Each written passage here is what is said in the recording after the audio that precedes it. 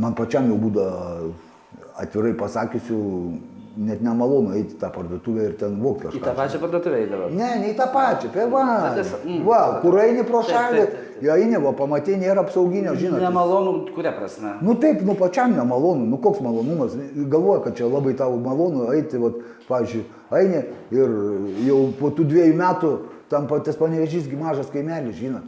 Nu, jau po tų 2 metų jau būdavo, jau veini ir visos pardavėjos, va taip, pirštais bado, va, tas atėjo, va, žiūrėkit, va. Bet tai iš kur jie žinodavo, jeigu nepagaudavo niekas? Nu, tai per kameras tai atsisūkė, suprantate, iš karto vėl už tas vagystės neuždaro, suprantate, jie rinko, atvažiuoja policininkai pas mane prie namų, žinai, aš 4 aukšte gyvenu, jie man ten su mašina papipsina prie langų, žinai, atsistoja, pip, aš išlendu pasižiūrėti, kas ten pipsina, o, laisvė, labas.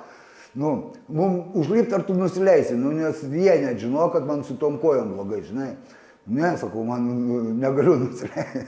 Užlipa jie man tokią kipą tų administracinių ten už 3 mėnesius pririnkė, žinai. Pasirašyk, vagiau. Ir va, prašau. Ir padarė cirką, nu, sakau, suėmė.